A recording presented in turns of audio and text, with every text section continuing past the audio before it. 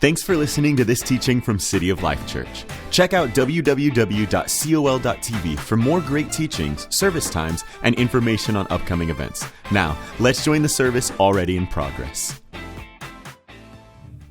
In 2006, I loaded up a moving van and I moved to Florida from Indiana. That's a northern state. And I moved in the middle of July. Now, up until that point, I had been to Florida on vacation a lot of times, but only in December, January, because that's when people from Indiana come to Florida. You would never go to Florida in the summer because why would you do that? You're trying to get away from the winter when you live in Indiana. So when I made that transition, it was a huge adjustment to the heat.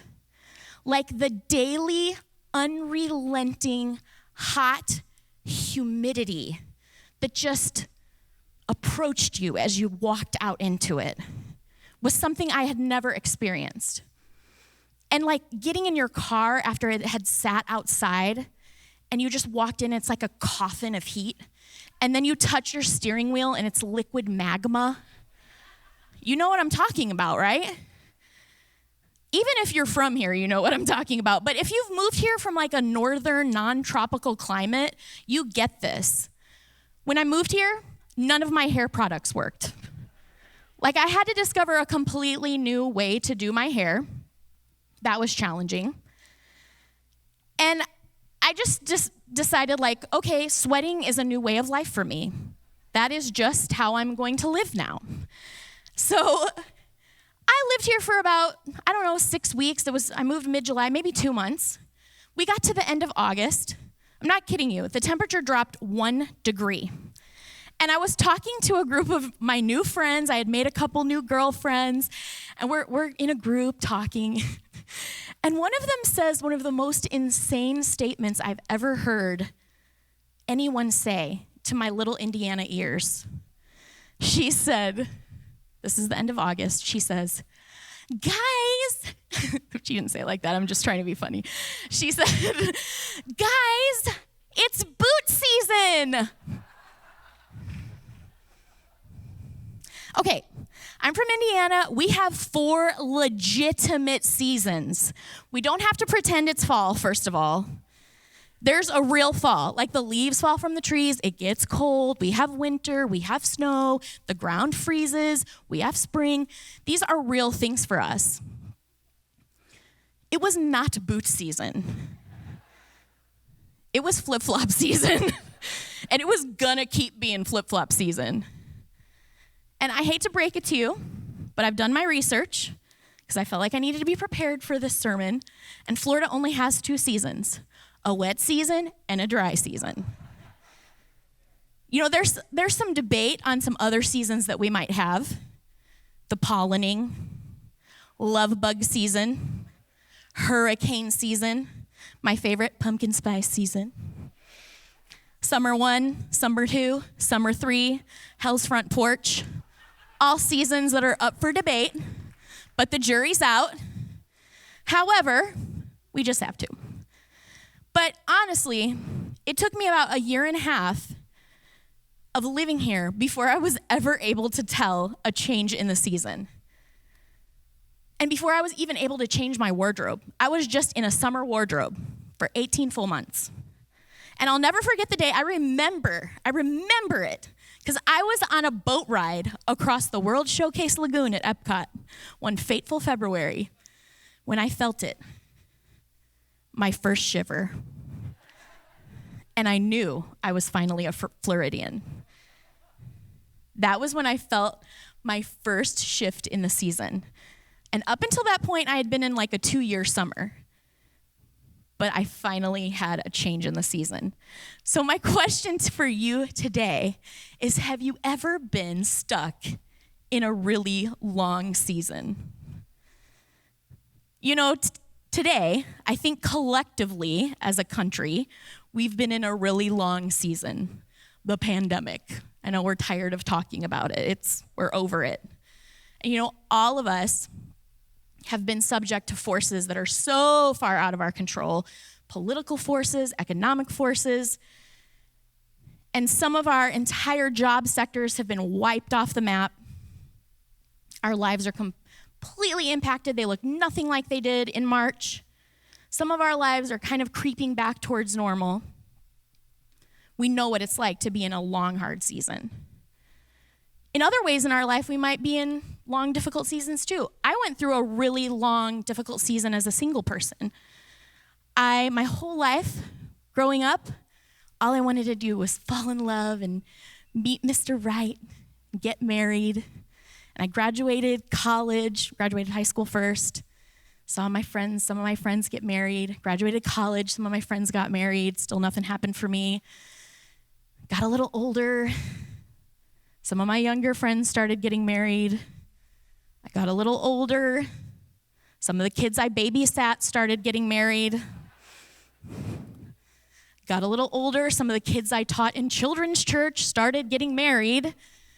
This was discouraging. It was a long season.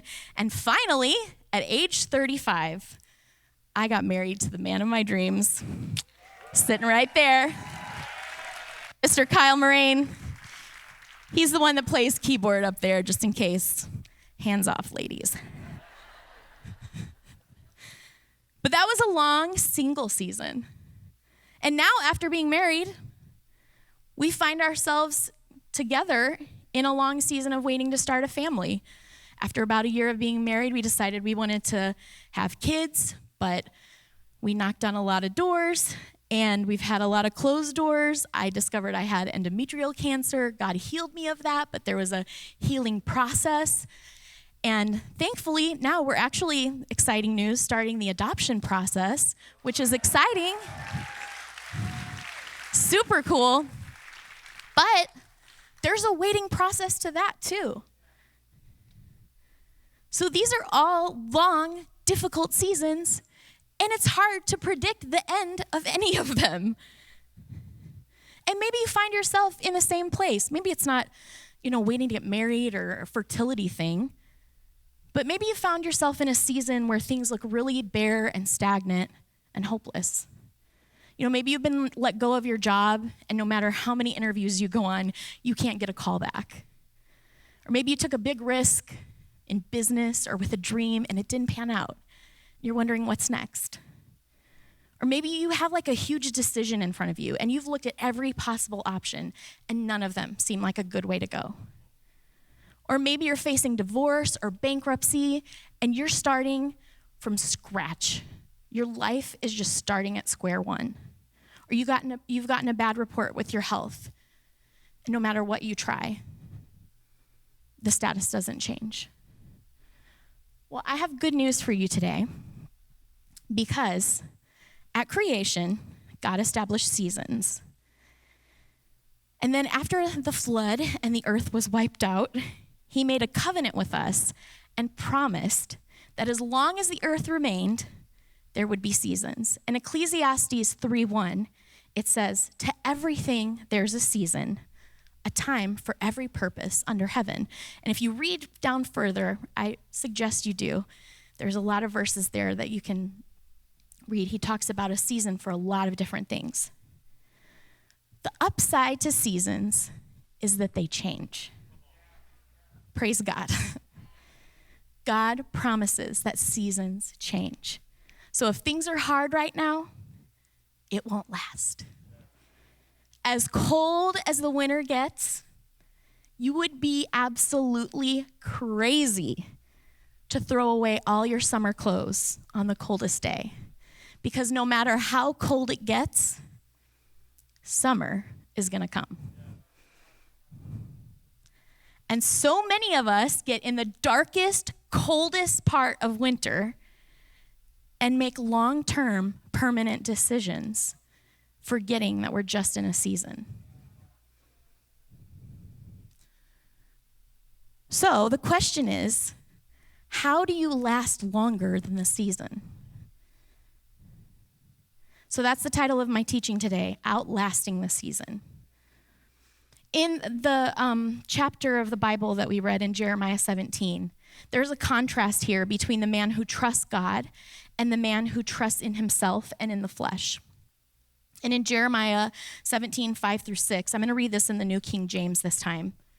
It says, "Cursed is the man who trusts in man and makes flesh his strength, whose heart departs from the Lord. For he shall be like a shrub in the desert and shall not see when good comes, but shall inhabit the parched places in the wilderness, in a salt land which is not inhabited." Cursed is the man who trusts in man and makes the flesh his strength. Relying on the strength of the flesh is relying on yourself, your talents, your strength, your knowledge, your abilities, your provision, your capabilities. So listen to this. If your first response when something negative happens in your life is to start formulating your own plan, you might be relying on the flesh.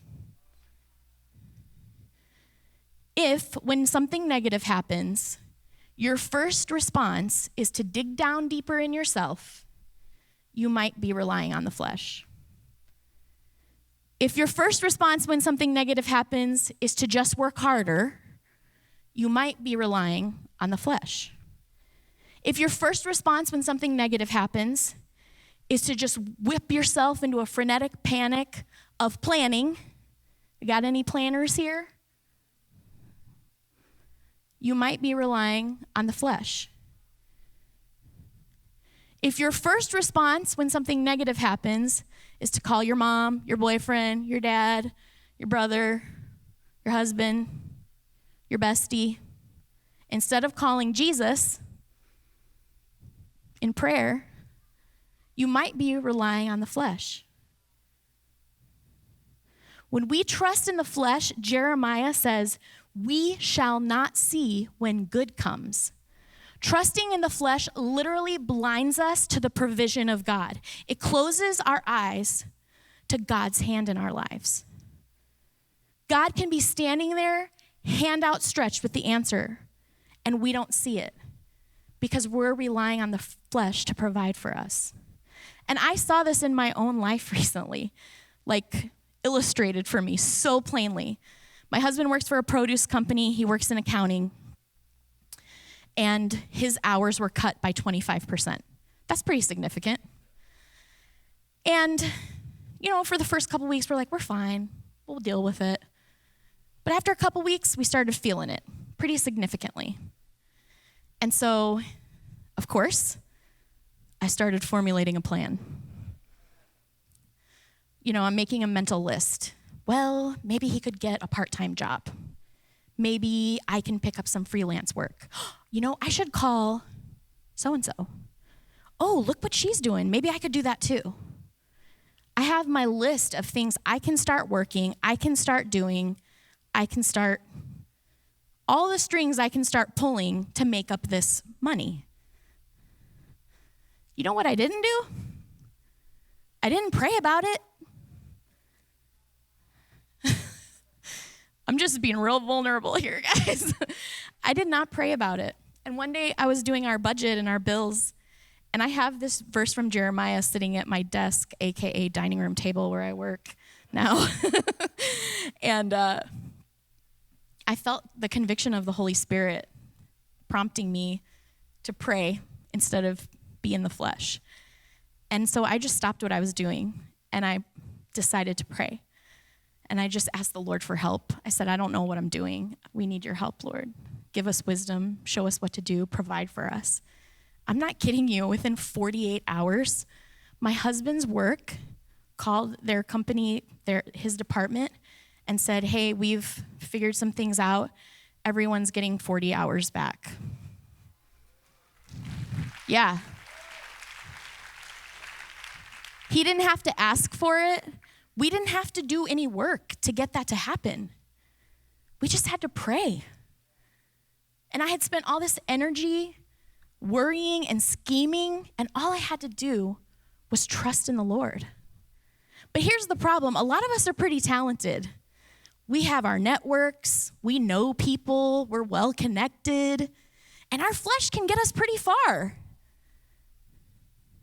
We can do a lot, but there's an end to that eventually. And when you rely on the flesh, then your strength begins and ends with you. Your provision begins and ends with you.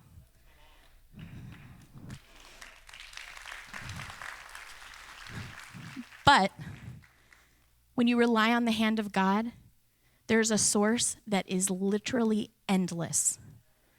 What would you rather draw from? Come on. So in seasons of difficulty, check your reliance. Who are you looking to?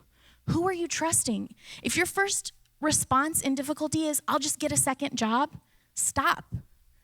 Ask God for help. Wait on the Lord. Be still. Stop moving. And let God work. I'm not saying don't get a second job. If he tells you to, do it. But ask him first. Self-reliance and pride will keep you stuck in a drought season. It will keep you fruitless. It will keep you frustrated. You'll be a tumbleweed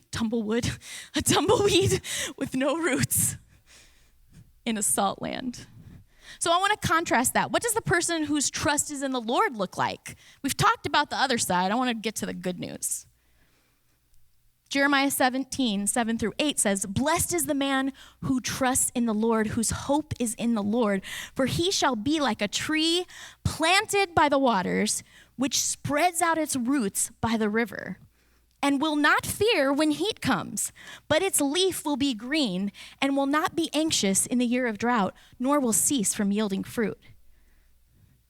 So when my trust is in the Lord, I'm like a tree planted by the waters. And when the heat comes, don't get me wrong, it's going to come. The heat is going to come. The people who trust the hand of God instead of the hand of man don't have to dig down deeper. Do you know why? Their roots are already deep. Their roots are already spread out. They're planted by the water. And their roots are in the soil of his promise, near the source. They're not in the desert. They don't fear when the heat comes because their roots grab that water from down deep. And a planted person is not anxious in the year of drought and doesn't cease yielding fruit. So I can be in the toughest season of my life and still have hope. I don't have to have anxiety. I can be facing loss. I can be grieving. I can be completely rebuilding from the ground up and still be fruitful. I just have to outlast the season. And here's how you outlast the season: through trust. Sounds easy enough, right? Easy for you to say. Trust is forged in trial. You guys get a bonus. The first service didn't get this whole part of my message. Aren't you glad you came today? Trust is forged in trial, and this is no more evident than in long seasons of difficulty. David, in the Bible, was anointed king at a very young age. That means the throne belonged to him. God's blessing was on him to rule. But there was a 13-year waiting period between when he was anointed and when he took the throne. 13 years is a long season. That is a long, hard season of waiting for a promise fulfilled. And during that 13 years, he was running for his life. It was exhausting.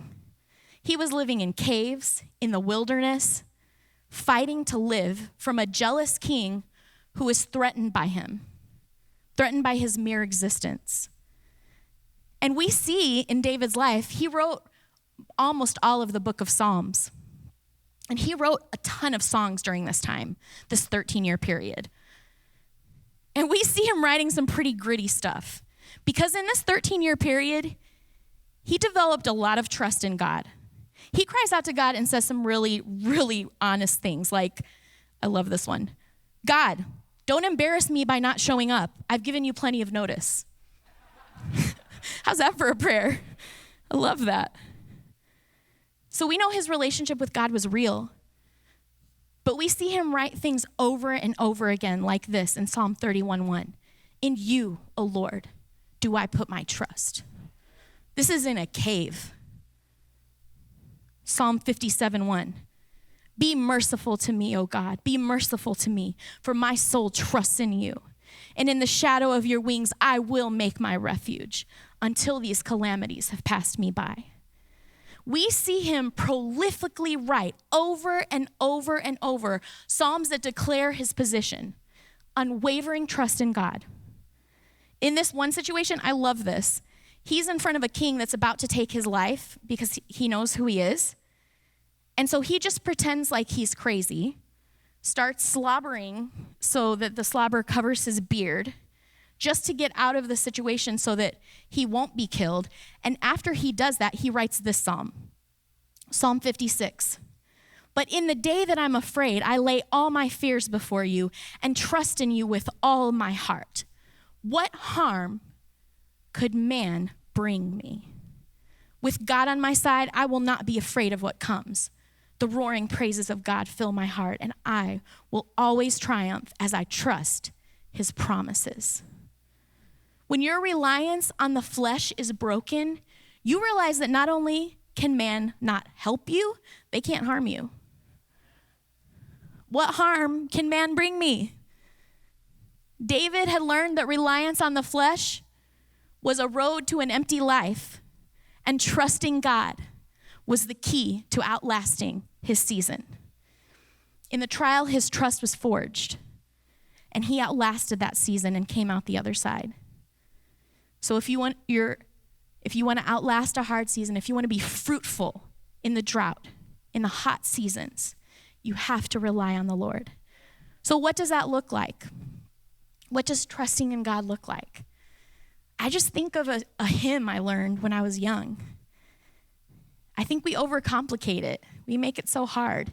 It's so simple. This song says, "'Tis so sweet to trust in Jesus, just to take him at his word, just to rest upon his promise, just to know, thus saith the Lord."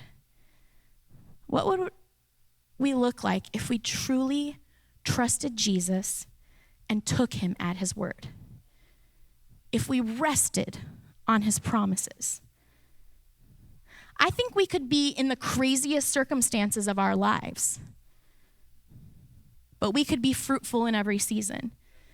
We could be unshaken, unmoved, unfearful, unanxious, and a steady force for the kingdom.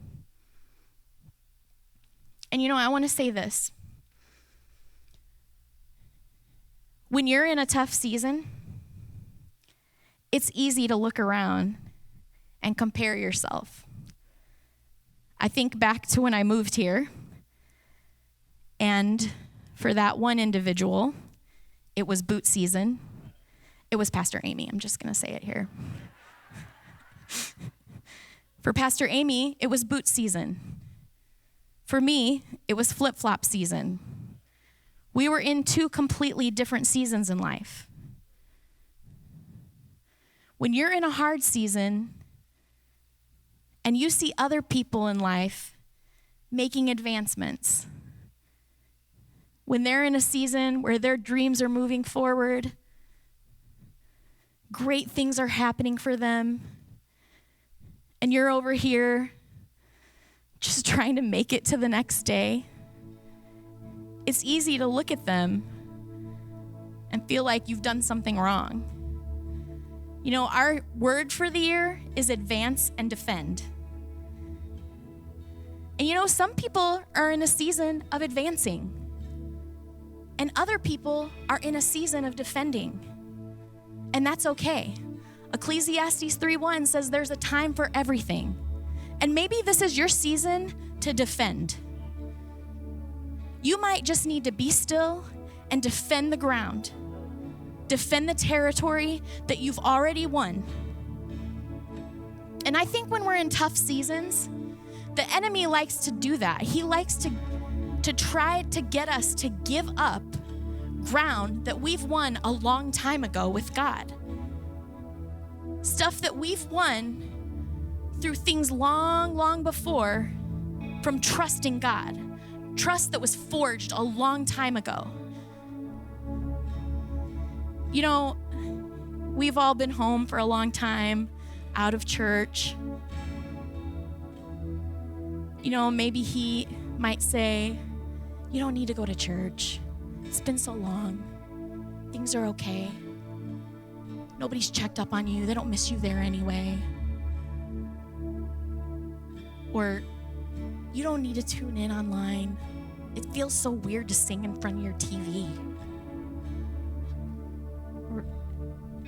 But maybe you made a decision a long time ago in your walk with God that as for me and my house, we will serve the Lord. We will go to church. That's who we are. Don't give up that ground. Defend it. Defend it.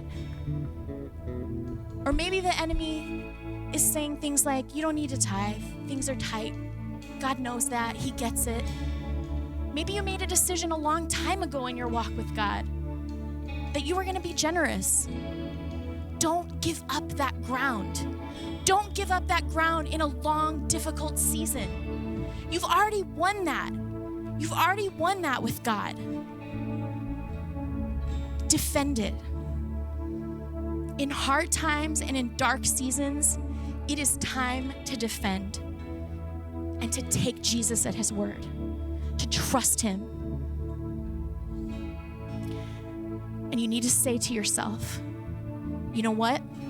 The rain can come, the drought can come, the heat can come, the fire can come, but I am planted. I'm trusting Jesus. I'm taking him at his word. I'm resting on his promise. I'm not going anywhere. I'll be fruitful in every season. My life will bear fruit. And this season can come and go, but I'm not going anywhere. Amen. This concludes the teaching. If you'd like to support what God is doing here at City of Life, click on the Give button at www.col.tv or text a dollar amount to the number 855-997-6900. We hope you'll join us again.